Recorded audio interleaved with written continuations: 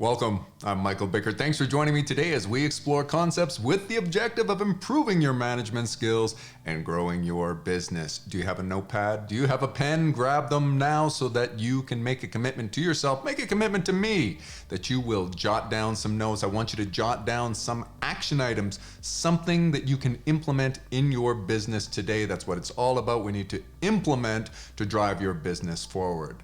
Today we're going to be talking about websites, and you would think that a website is a critical and very significant component of any sound marketing strategy for really any kind of business. Yet, I'm kind of alarmed to learn and read some statistics regarding how many people still do not have, or rather how many businesses, I guess the people are you, those that are managing businesses that I'm referring to, and maybe not you specifically, but some businesses still don't have websites. And I started to do a little bit of research into that and why, and some business management teams think their business is not, or a website is not conducive to growing their business, and maybe it's an unnecessary investment. They've operated for many, many years before websites became so commonplace and ubiquitous, and they never felt that they missed out on anything. I think before you dismiss this concept though, and you say, well, I have a website, Michael, so what you're covering today isn't going to be of relevance to me. I disagree. I will try to make this relevant for no matter whether you have a website, whether you have a brand new website, aging website, or whatever. We will try to include content in today's discussion that you can find useful. Now, you should be happy that even though I'm getting you to take notes, I'm going to make the notes that I refer to throughout this video available to you as a free download. All you have to do is enter your name and email address, and we'll have a link in the description to get that download. You can download that for free, and you can use that as a reference material to help you sort of self-assess whether you have a good web strategy or not. So the format I will use is I'm going to sort of tell you, first I'll present why a website. Why do you need a website? And again, you may have a website and you may say, well, that part of the presentation won't be that relevant to me, but you can reference what I'm saying as to why, and maybe you're going to come up with some new ideas and go, I didn't realize that is a good reason to have a website, and even though I have one, we don't use it for that particular thing. And so you can expand the breadth and the depth of how you use your website to include other things. So first we'll start off with the why a website is so imperative to growing your business. Then we'll look at the best practices. Then we'll look at the critical characteristics and capabilities of a website. So what you can do in that section is you can sort of ask yourself, ask your team, reach out to those people in marketing, whether it's an internal marketing person that handles your website, or whether it's yourself, or whether you have a third party, an agency that handles it. You can ask yourself, does our website have this capability or not?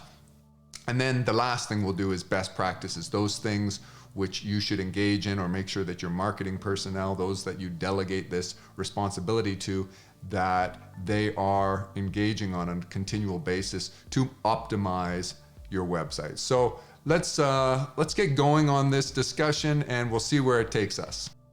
I've been involved in the creation and maintenance and overseeing of websites for a lot of years, and I think back to one of my earliest experiences with the creation of a new website. I'd already dabbled in it. I started way back in, dating myself here, but I started way back in the mid to late 90s. I guess it was the late 90s that I started studying HTML and considering all the various ways that a website could benefit the company I was involved with at that time. And then when I was involved with another company, I thought they had a really good website, but over a couple of years, the decision was made amongst the management team and the executives that it was time to reinvest, and there were better technologies and we could revamp the website. And I want to share that story with you because what we did was we had our marketing personnel research various firms outside parties who may build the website for us and give us what we wanted and who would be best. And we brought them in to present and quote and that kind of thing. And then eventually we selected one that we thought was very capable, great people to work with. And what they asked us to do was to assemble our entire management team, the primary stakeholders who would be, wanting to give them feedback as to what our website might look like. And I remember the scene. We were all in a big boardroom and around a boardroom table, all these managers there. And the marketing company, the website designers and developers had asked us, we were going to go around and one at a time share with them what we wanted out of the website and what we'd like to see and the functionality and the design and all that kind of thing. And one at a time we went through manager by manager. By the time it got to me, I just looked at them and I said, who cares what I think? I'll tell you what I want. I want it to be effective. I want the website to accomplish the objectives that we have, which is to move the needle on sales.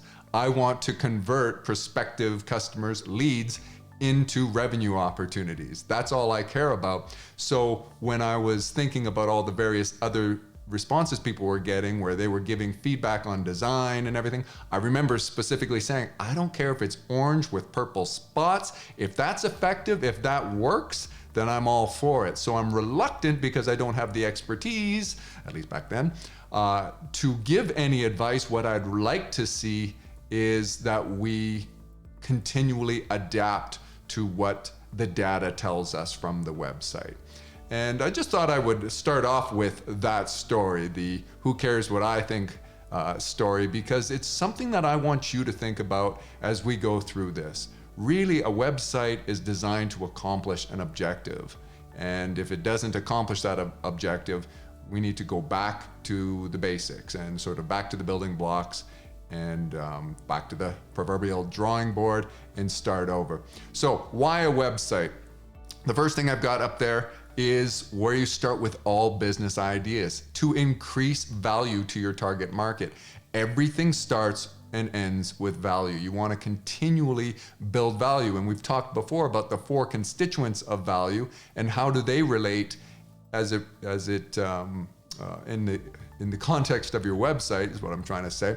So we have customer experience, convenience, quality, and pricing. So think about those things, those constituents of value, and how does your website enhance the value for your target market? If it doesn't, are there ways that it maybe could and you're not taking advantage of that?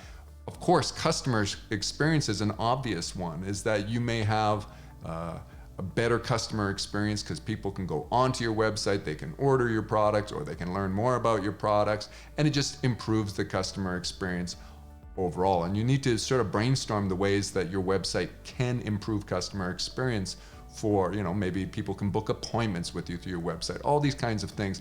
The next one is convenience, and that's very much, as we always say, overlapped with customer experience.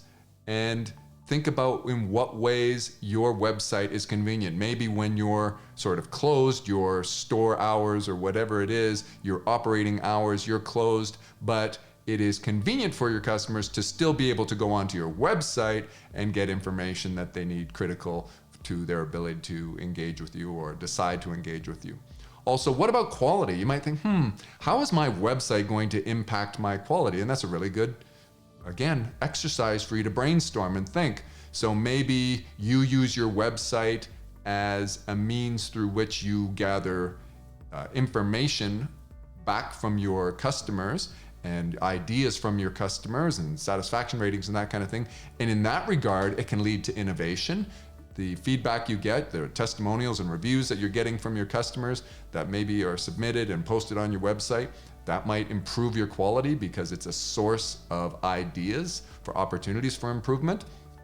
Or maybe you have suppliers that engage in a vendor portal, and it really enables you to deal with people outside of a very local market, or it opens up your possibilities for vendors and suppliers that may be able to provide you with greater quality raw materials for your product or your service.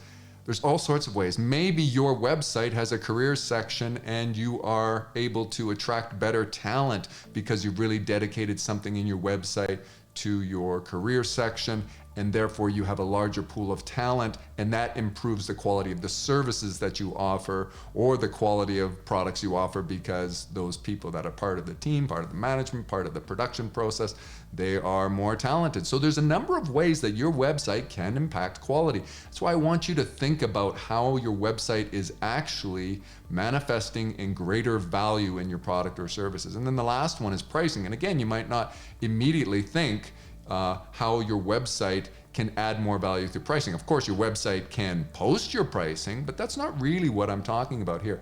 Instead, what I'm always looking at as it relates to value is how we can reduce our expenses, therefore we can offer a more competitive price. That's what really offers more value. Or you may be able to increase your margins through more efficiency. So ask yourself, is your website doing anything? Is it streamlining some processes you have that used to be more manual? I used the example earlier about for convenience, but maybe your customers can book appointments with you through your website. And maybe you had to spend a lot more money on human personnel to be able to do that, and those types of resources, now you have them freed up to do other things that increases your economies of scale in your production and so on. So there's just one example that your website might automate something that makes it more resource friendly for your operation. You drive down your expenses, therefore your pricing can follow, and it adds value. So that's the first place to start. Is your website helping you to improve value? The next thing on the list here I have is that, remember what the question here is, why a website? An ever increasing percentage of the world is online and expects you to be as well. And that's about to skyrocket. I know that Starlink has now launched, at least in my area and other areas in North America, where SpaceX and Elon Musk are putting all these satellites into outer space to make basically that any nook and cranny, any square inch of the world will have online access. And although right now it may be not the greatest alternative to your traditional internet service provider, it's currently offering internet options for people that didn't have good options. And that just means more and more people who struggled with the ability to be online. These are people in more remote areas. You might think of developing countries, and of course that's one of it. But what about in remote areas of developed countries where they don't have good access to fiber or to coax cable and the various ways that the infrastructure is already in place, where someone is lacking? So that is happening more and more. Therefore, more and more people are becoming connected, and they just expect you to be. And therefore, it sort of adds a measure of credibility to your business. If I am considering your business, if I'm a prospective customer and I research you, I do a Google search, and I can't find you, I start to go, But if you are online, I go onto your website, it's well designed and it offers value and that kind of thing, and then it adds some credibility right away. The other thing is that people buy from those that they know, like, and trust. I always harp on this. People buy from those that they know, like, and trust. And in the context of a website, websites enable organizations to build relationships with the public and provide a means through which people can get to know you, come to like you, and build trust with you. So think of that. Your website should be a mechanism through which you build that relationship, and people will then be able to know, like, and trust you, and that will result in more business. And one of the real primary things that a website does for a lot of you is you think of your website as the primary mechanism through which you generate leads. And how you do that varies from one business to another, but people, prospective customers, come onto your website, and we talk about conversions, right? You're trying to convert a visitor to your website to a lead. By what do you have to do to get that conversion? You have to gain contact information so that you can follow up and nurture those leads. So there's a variety of ways you can do that on a website, and we won't spend a bunch of time today to do that, but you may have people subscribe to your newsletter, people ask for quotes, and in any way that they submit web forms to you and information to you, they chat with you on your website, and they give you information about themselves so that if they don't convert to a customer immediately, they are at least converting to a lead. You're generating leads, you're growing that list. So you can do email campaigns and so on. Why else? What other reasons do we have for having a website? It's the primary source of information on your business and its products and services. So you really understand that the market wants to learn about your business and they want to learn about your products. Even if you're selling really inexpensive widgets, your target market wants to learn about those widgets. And this is the primary source of that education. So you can educate your prospective customers and you can influence prospective customers. That's what we're trying to do with the education. We're trying to influence them and let them see the value and persuade them to do business with us. And in a nutshell, it's the primary place that you communicate your unique selling proposition or your unique value proposition. So we talked about value to launch this whole thing. Well, your website is how you not only provide value to your customer, but it's how you communicate your value. What I've said before is you can have all the value in the world. You can have the most valuable product or service, but if nobody knows about it, if it's impossible for them to interact with you or learn about it, then that's going to really stifle your progress. So instead, you need to make sure that in addition to creating the value, you find a way to communicate that value. Don't keep it. If it's a giant secret, you're dead in the water. Your website should have interactive tools or can have interactive tools. So examples of that would be I mentioned earlier that you might have a tool where people can schedule appointments with you. They can do bookings. That's really common, and you should have that. Maybe you have a calculator which helps your customers calculate pricing, calculate comparisons, calculate their budget of what they're going to do, what engaging in your product or service might cost them over years so that they can figure that stuff out. This is a useful tool. Other sorts of useful applications, I think of those businesses that service products, whether it's automotive or machinery, electronics or whatever. Sometimes you're selling parts, and does a person need to call up and go through the old school way, somebody to try to find the part for them? Could they go onto your website and you have an application, a custom application? They just enter some information like, what time frame that their product was from. Maybe they have a photo of their product, or they have a model number or something like that, and they can quickly look up and gain access to information about the parts and maintenance and these types of things. By the way, if you don't have a custom application like that and you want us to build one for you, easy peasy, mac and cheesy, we can do that for you. It's really easy for us to put together custom applications as we understand your business, and we can upload that to your website. Don't have your website as just a place for your name and phone number. It can give useful value to your customers by having interactive tools and applications. The other one, of course, is many websites enable commerce. And I say many, which is to say that they enable you to sell things.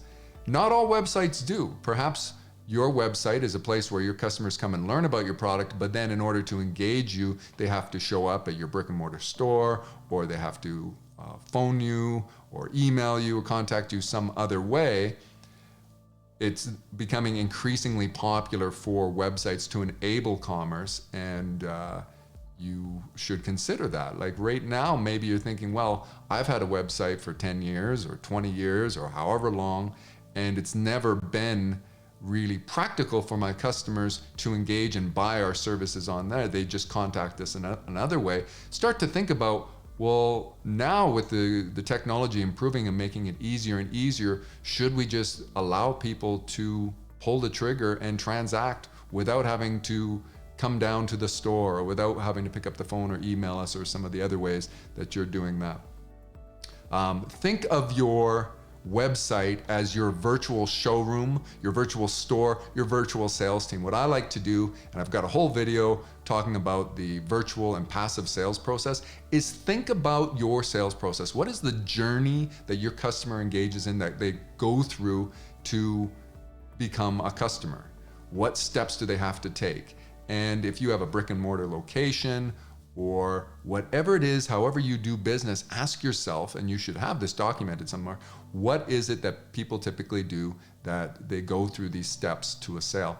And then let's make it so that everything they traditionally had to do that was not online can also be done online. And eventually it might be exclusively done online. There are many businesses that have completely transitioned to exclusively online, being able for customers to interact, and it's much more convenient and conducive for their industry. But I think some of you are writing that off and thinking, no, we still don't sell online, or there are parts to our process that have to be done in our own showroom, that have to be done in our store, that have to be done over the phone. We need a sales team to be able to interact with our customers. That may be true, but I bet you it's becoming diminishingly so. I think that there is probably an opportunity for your website to do more and more of that. Maybe you can have videos and things like that, so you've got this excellent sales presentation that you do. Could you make that an or maybe not interactive, but could you make it a multimedia presentation that your customers can view on your website? Give some thought to this and think about your website as being your virtual store.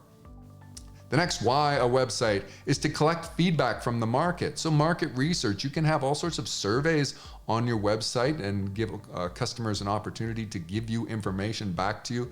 Of course, the most popular would be customer satisfaction information, reviews, testimonials, ratings, that kind of stuff. If they go on and they type out a little testimonial about what they enjoyed about your product or service, then that's a great way for you to collect feedback from the market. And as we started off this video, I mentioned that might be a great way for you to innovate and to take that information from your customer. You can also glean insights into customer behavior from your website. Enables sharing, connections, and communication. Well, of course, your website should be a means through which people can communicate with you, and that's the most obvious one. And many of you have a contact page on your website, or if you're building your first website, will want to make sure that there's a mechanism through which your customers can communicate with you, email you, customer concerns and questions and queries and all that kind of stuff. But there's more than that. You know, you can have a sort of a community of stakeholders. Think about all the stakeholders in your business. There is you as the owner, perhaps, the management team, you might have business partners, you have frontline production personnel, the people who handle the logistics of your business, you have vendors, you have customers, and you have surrounding community. Well, is your website providing value for all of those stakeholders in some way? You ask yourself, oh, well, what about my surrounding community? Why does my website have to address anything on that? Maybe your surrounding community wants to know if there's something you do good for the community that's a great way to promote that, and they're happy that you are sort of a citizen of the local community.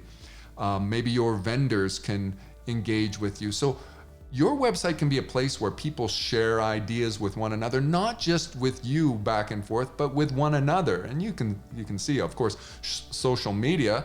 Don't forget, social media all started as websites, and that was a place that people could make connections and could share content and ideas and communicate. So don't just think about how you can communicate with your customers, and you want to for sure make sure there's a way they can communicate back with you, but also with one another. There can be, for some of you, a great opportunity there. Also, I mentioned earlier, gain insight into consumer behavior, and I mentioned that through surveys, but through analytics is a great way to do that. So today's technologies on the website, it's almost creepy. There's the creep factor, I'll admit it. There is so much you can learn about your customer. You can actually see how long they spend on your various pages on your website, where they bounce, where they don't convert. You sort of have this plan and strategy of what journey you want to take them through.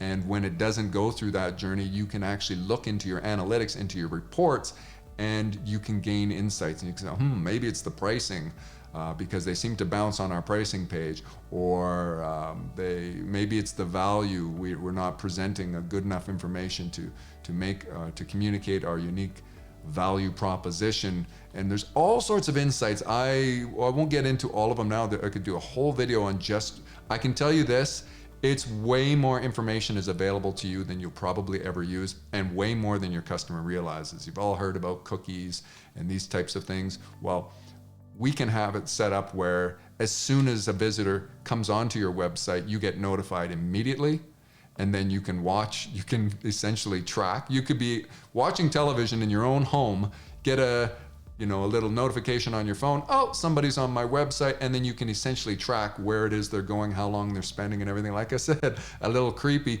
And you can even engage them. You can at that point say hello, and through something like your chat option, and you can engage them. Would you like to, I notice you're looking at product X, Y, or Z.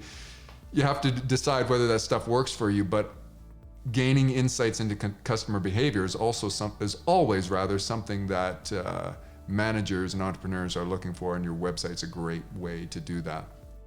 And your website is a place that you can integrate and should integrate with our other essential software and business tools. So I wonder, on your website right now, are you doing that? Is your website integrated with the other tools you use? Think about all the software that you use, whether, just sort of, maybe that's the note you're going to jot down, an action item today, and ask yourself, does this other software integrate with your website in any way? Maybe you're like, I don't even know why it would or how it would. How's that beneficial? I can give you all sorts of things. Like, for example, your accounting software. Does your accounting software integrate with your website? If you're taking an order from a customer, do you then have to later enter that data again into your accounting software? Oh, you shouldn't have to do that. You want a website that can integrate. And so that's another reason to have a website, is to be able to have a place through which all of your software talks to one another.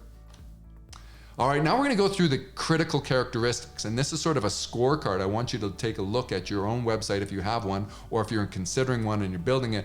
This is what you want to make sure at minimum. And I could have gone on and on. There's so much technology available right now, and it's not expensive. That's the great thing about technology, is it gets more and more robust and the costs go down. So we can provide you with all of the characteristics I'm about to say, not surprisingly, and we can do it for very inexpensively. The first one on the list for critical characteristic is that adaptive display optimized for all devices. So many of your visitors to your website might be on their desktop computers or their laptops. Some are using their tablet, and an increasingly large number of users are accessing your website from their mobile devices, from their smartphones. So you want to make sure that your website is optimized for all of those screen sizes, and it's automatically adaptive, that you don't have to create 4 different websites for 4 different size screens or whatever, and that it automatically adapts. Now, I will tell you this, that, well, I'm going to get into this point a little bit later, but there can be things, even if you have a fully optimized and adaptive website technology, there can be things you can do to undermine that. You got to be careful. I've experienced that personally. We've done that internally here, and live and learn. But if your website is not mobile adapted, for example, is not optimized for all devices, we need to talk. We need to improve that. Next on the checklist is it should have live lead tracking, scoring, alerts, and interactivity. I touched on that when we were talking about the creep factor. Your website should be able to notify you exactly when somebody comes on, how many people are coming on, and it should score those leads based on where they are in the process you set up. It should score them as a hot lead, or this is a cool lead, this is somebody who's over here, and the AI does all of that. And it's based on information you give your website provider, like us, and then we can score your leads, and then all of a sudden you can get notifications just when a really hot lead is on your website, not every lead. And interactivity, like I said, you should have the ability to be able to reach out to those hot leads and for them to reach out to you and notify you immediately. Integration capabilities. So here's a list of the various things that I just quickly threw down. You need, for sure, your customer relationship management tools should interact with your website. Therefore, if somebody signed up for your newsletter, as an example, on your website, you don't have to then later re-enter that into your CRM, and you need to have a CRM. I've got a whole video on that. But what else? Your email campaigns. If you're using software that sends out your email campaigns and newsletters and all that kind of stuff, that needs to integrate fully with your website. Your social media should be able to engage with your website and interact in some way, and integrate rather. Accounting and inventory. So certainly if you have some kind of e-commerce website, you want to make sure anytime you're having any sort of financial transactions that may take place with your customers on your website that ties in with, say, a customer portal for them in your accounting software. Also, if you're engaging and a customer orders something, that should be fully integrated with your inventory and reduce your inventory levels. All of this stuff is very much available. What else? HR, I mentioned maybe you have a career section on your website. People should be able to apply for jobs, and then that should interact if you have any sort of recruitment software or you have human resource management software in your company. It should all be interactive. You don't want to have to double the data enter, all this kind of stuff. Analytics is a big one. Of course, you're going to want to be looking at reports as to your website and what's going on with that. We're going to talk a little bit more about that in a moment. Custom applications, I mentioned we can build custom applications for you. You want to be able to have integration of any kind of custom application that you think of. Maybe you think of something that's great for your industry and your competitors aren't using it. You reach out to a company like ours, we help you build it, and we embed it in your website, and you have instantly added more value and a competitive advantage. Workflow process automations is a big one. So when your customers interact with your website, does that do something? Remember, automations you can think of as if-then statements. If a customer clicks on this button, then the following thing happens. If a customer enters his email address, then the following thing happens. And there's all sorts of ways that we can automate process workflows to help things go smoother for you. If a customer books an appointment with you, does your technician get an automatic notification on the phone with that customer's address and the time of the appointment? All this stuff can be set up to be automated. You don't have to have a person doing all of that. That's much more costly. And I'm not suggesting you eliminate the people. What you can do is you can take your people, your talent, and have them working on higher level things that require the human brain, where we can automate stuff and drive your costs down.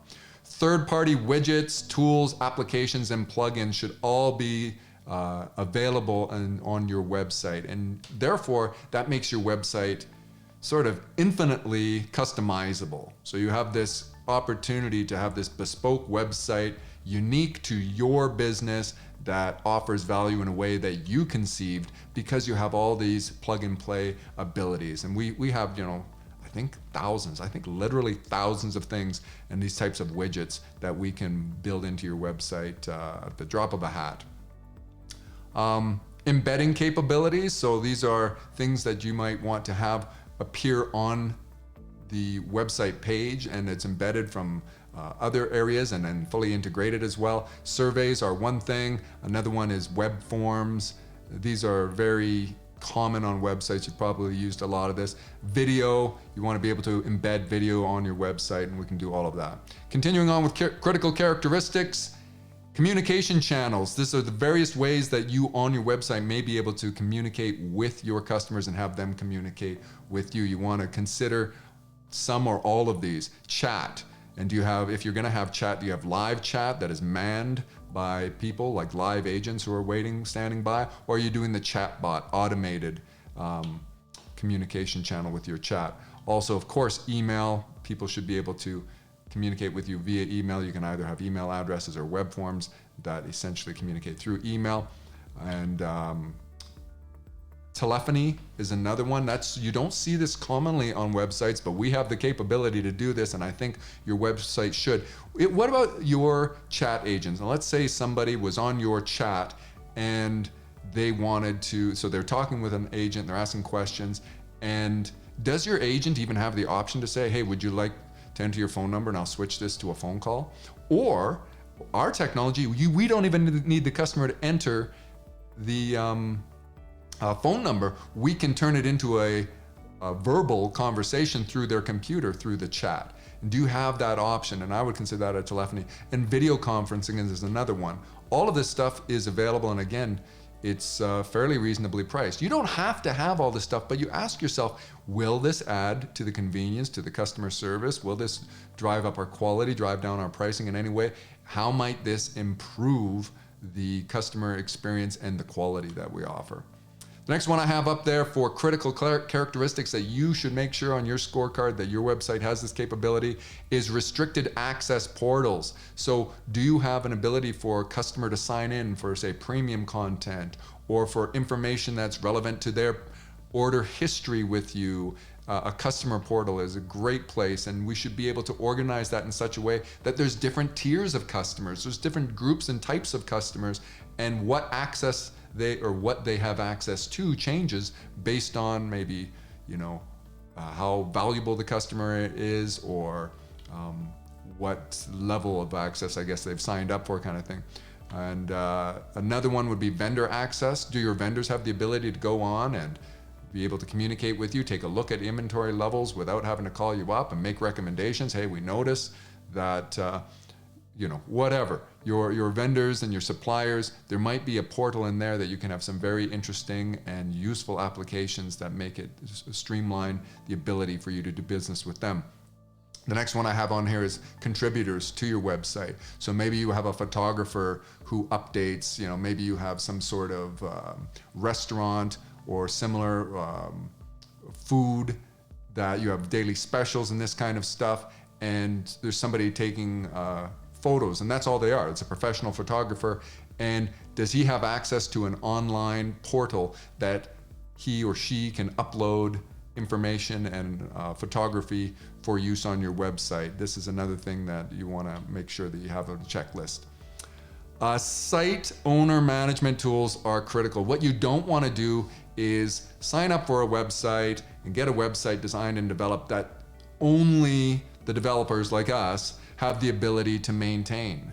Of course, you probably want some sort of relationship where they will maintain it and they will update it and everything. But if you, at any notice you wanted to, at any time, 24/7, wanted to go in and you wanted to update or maintain something, you wanted to change an image, you wanted to post a special announcement, maybe there was a natural disaster in your area that affects your operating hours, or there's some catastrophe of something that requires immediate update, and your marketing channels that you normally use and your agencies are not available, the personnel that would ordinarily update your site is not available at that moment, well, you should have very simplistic ways of going in to update and take a look at the various analytics and reports, all sort of things that should be available to you as the site owner. Make sure you have that.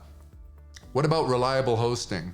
Are you signed up with some company that is hosting your website and they're the cheapest in the world, but your website's down a lot? You want to make sure that your website is up, what do they call it? The marching nines, 99.999 whatever percent of the time. You want a high reliability in terms of your website being up, and you don't want to get involved with any kind of hosting services that's all about price and that they are unreliable. You can't get a hold of them when there's a problem and that kind of thing.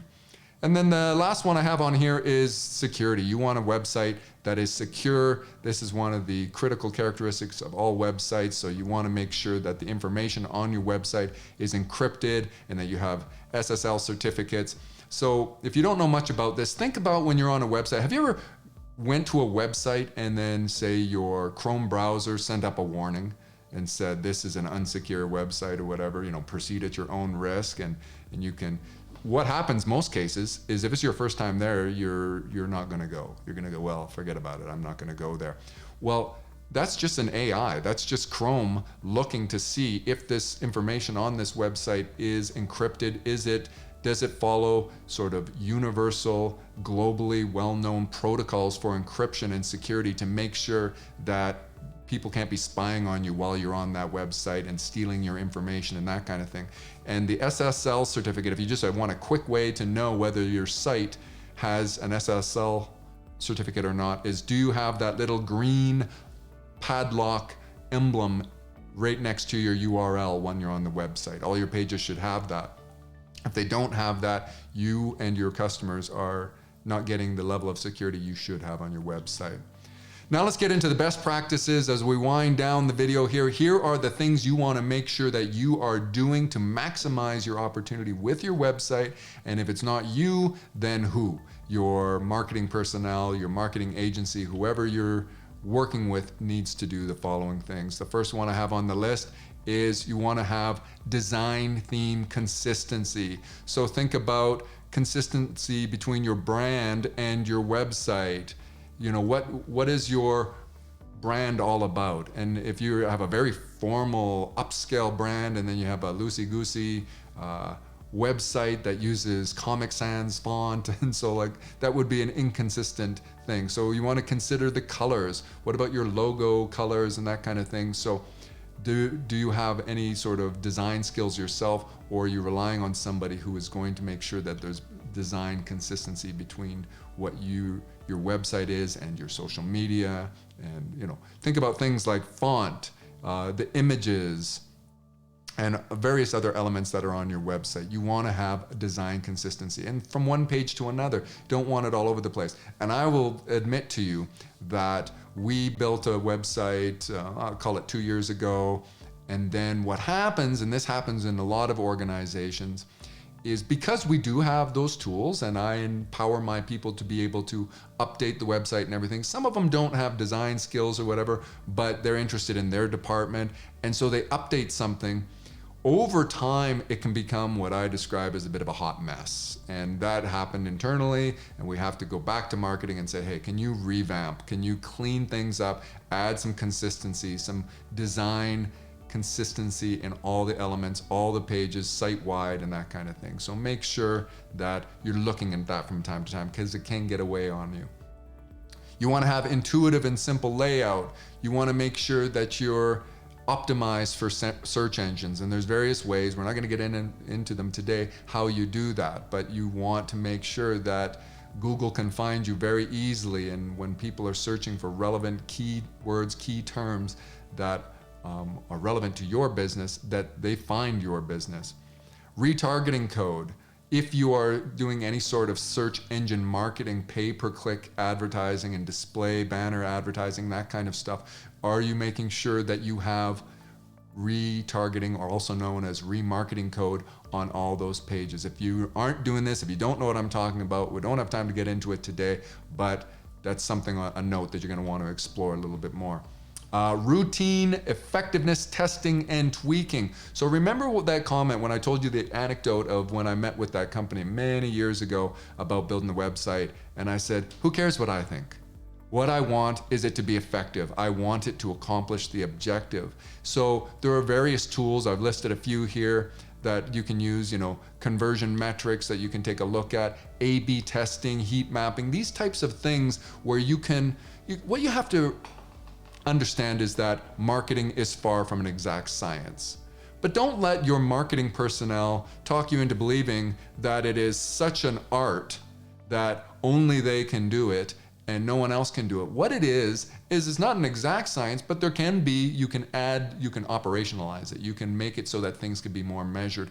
And that's where the testing, as I call it here, the effectiveness testing comes in. You set out a strategy and a plan, what you're hoping customers are doing when they're on their website, what you hope they're discovering, and how they're converting. And if it's not working, or it's working to whatever degree, you measure that, and then you start tweaking. You do some A/B testing, and you see it's going in the right direction. That's a best practice. You need to be doing that. And that's how you become more scientific in your methodology for marketing. Otherwise, you can waste a lot of money, or you can have this website that isn't really effective. It's not doing what you're hoping it to do. Next one here is that you should have it continually updated, and that relates to the previous thing. So if you're doing some of that A/B testing, if you're doing some heat mapping and you realize, wow, they're spending their time on the upper left-hand portion of the page and reading that copy up there, and they're watching the video over here, but nobody's seeing this video down at the bottom because they're not scrolling down or whatever. Heat mapping will tell you that, and then the continually updating is that, I'm going to move that content up here, I'm going to move from one page to another. The continual updating of your images, your banner ads, the copy that which is the text that you write on there, your knowledge base. So like some of you are using a chat bot, or you want to use a chat bot, and the chat refers to a knowledge base that you have provided it so that it can provide that information to your customer. That changes over time. So do your pricing, so does the images. Maybe those of you who operate out of a brick and mortar location, you've done renovations, you've invested in your equipment, these types of things. Update that, let your people know. You need to be continually adding this. You got to schedule this, and you got to make sure that someone's looking at this, and there's an easy mechanism to communicate with those who are responsible for uploading and updating the information so that they can do that. So all your content. What about your blog? You've been on a website and you realize the last blog post they had is from 4 years ago. I don't know. Maybe if you're not committed to a blog, then don't include a blog. But if you do have a blog, you're going to want to update it from time to time. And, it's sort of, again, how your brand comes across. Do you have videos on your website? Are they really old and dated? Do you have new technology that, maybe what is your video meant to communicate? And is it outdated now? Update your content continually. You want to make sure you proofread all your copy, have it proofread by somebody, not yourself. I'm not sure who it is for your business that is going to build your website or has built your website, but grammatical errors, punctuation errors, lack of spaces, all these kind of things are very common. They do occur. We're all human. I get it. So have a process through which you minimize that if you can't entirely eliminate it. Proofread. Ongoing quality inspection and testing. It's really embarrassing for you and damaging to your brand when you have broken links. So you want to make sure that the time you invest in making a good website actually pays off because it behaves as intended. So your integrations, are they working? So we talked about all the various integrations you could have with accounting and CRM and everything. Are they working as planned? You got to test this. You got to inspect what you expect every now and then. And this has to be someone's responsibility that they go in and test to make sure.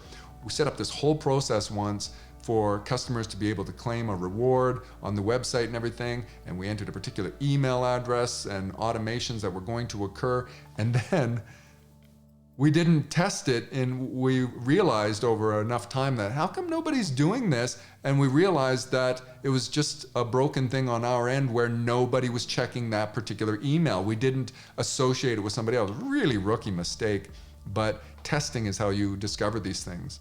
Your automations, are your automations working as planned? If not, we got to fix that for you. Visitor interactivity management is a big one. So we talked about, say, a man chat bot. In whatever way that you interact with your customers, you have to manage that and make sure that they're meeting customer expectations. Again, you can damage your brand. You can really lose credibility if people are filling out your web form and then nobody gets back to them, or it takes so long for people to get back to them. So mystery shop yourself. Test these things. It all has to be scheduled. Thanks for bearing with me through all of that content, and I hope I gave you a lot to think about your website. It's not just a matter of do I need one or not. Of course, I think everybody, all businesses should have one, and many of the businesses that have them are going with these freebie websites. There's nothing wrong with that. Those really are meant for personal websites, for you as an individual to have a website, maybe your own blog and everything. But if you're a business owner, if you are an entrepreneur, if you're in management, you want to consider your brand and invest a little bit in what should be a primary component of your marketing strategy and your ability to gain new customers, to conquest customers, to retain your customers, and to communicate value. So there, we went through it. There's the why you should have a website. There are the basic characteristics you want to make sure that the critical characteristics that your website technology has, and even if you don't use them all, you want to make sure you have that ability, because if later you are